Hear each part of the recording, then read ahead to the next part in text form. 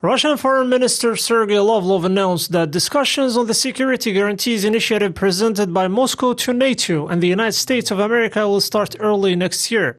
Jake Sullivan, White House National Security Advisor, stated earlier this week that the U.S. has been and is always ready for dialogue. We have been clear as the United States, and just yesterday the 30 nations of the NATO alliance were clear in a statement that came out of the North Atlantic Council. We're prepared for dialogue with Russia. We've had dialogue with Russia on European security issues for the last 20 years. We had it with the Soviet Union for decades before that.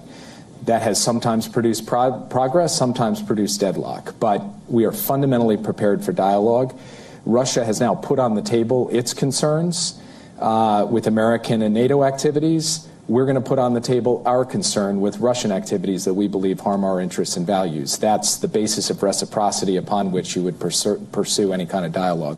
It was agreed that the first round of talks would take place early next year between Russian and American negotiators, which their names have been determined and are acceptable to both parties. For its part, Vladimir Putin stressed that the West must understand that Russia has nowhere to retreat.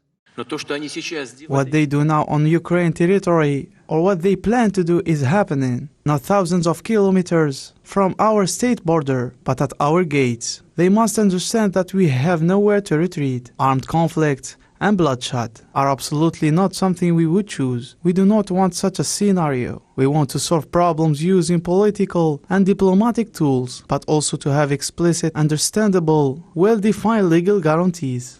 Lavrov stated earlier this week that Russian President Vladimir Putin discussed this issue with his French counterpart Emmanuel Macron and the new German Chancellor Olaf Scholz recently, and assured them that Moscow would raise the issue of guarantees.